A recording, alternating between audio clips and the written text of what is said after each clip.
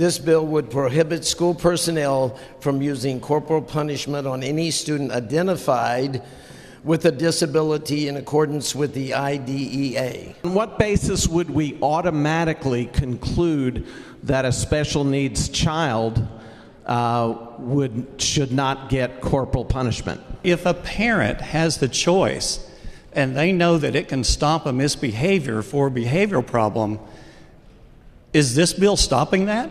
You won't believe what Oklahoma Republicans are doing. Lawmakers held a debate on the House floor over a bill prohibiting school staff from using corporal punishment, such as hitting, paddling, spanking, and slapping, as a form of discipline for students with disabilities. Listen to what one of the main opponents of the legislation had to say about the bill. If you have a child that misbehaves at 10 a.m., and they don't receive proper discipline till 5 p.m., especially if it's a little child, they're going to be very confused. What am I getting this for?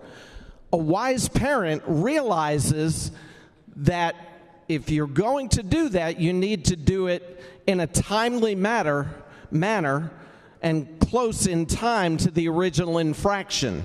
Perhaps everyone in the house may not recognize that authority, but I believe that some do. We go to God's Word. Proverbs chapter 8 speaks about wisdom, speaks about the heart of God Himself. It is plain that the will of the Lord wants us to use God's Word and God's counsel as we make laws for the state. So what does the Bible have to say about this? Proverbs 29:15, the rod and reproof give wisdom, but a child left to himself bringeth his mother to shame. Proverbs 13:24, he that spareth his rod hateth his son, but he that loveth him chasteneth him betimes.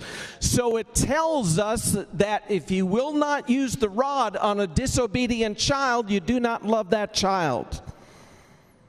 That's what the book said. When I hear what's being discussed about child abuse, especially in our schools, it's really hard to sit here and listen calmly, Mr. Speaker. My hands are shaking, my heart is racing. I had no idea that I would be standing up and talking to you and our colleagues about what I went through when I was growing up. My mother used chopsticks to slap my back so that I would listen to her. She'd pull my hair so I would listen to her, so I would behave. And quite frankly, I thought I was a good little girl. I listen real well and I follow instructions, and if there's anything I want is I want you to like me.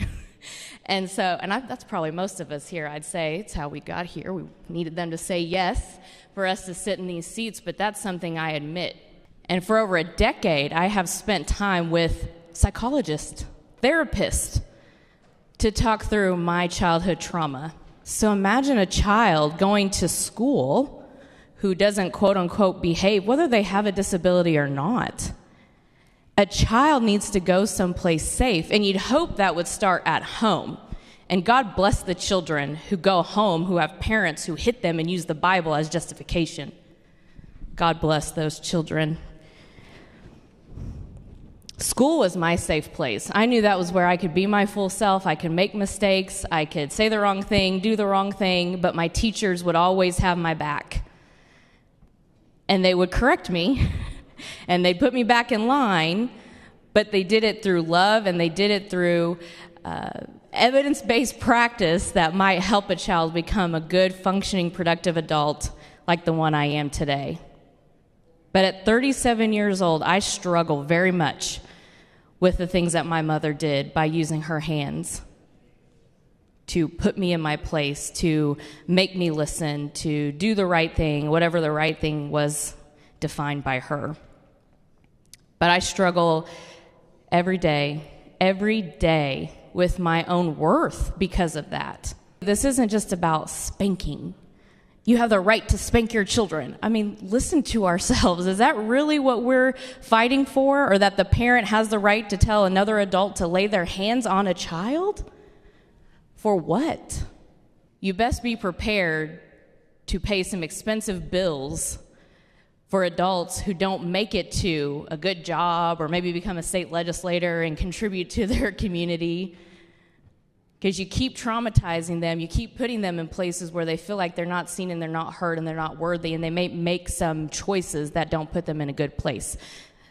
Maybe incarceration, maybe not being able to access safe housing, maybe not able to access a high-paying job. It's our job to take care of people. We're leaders.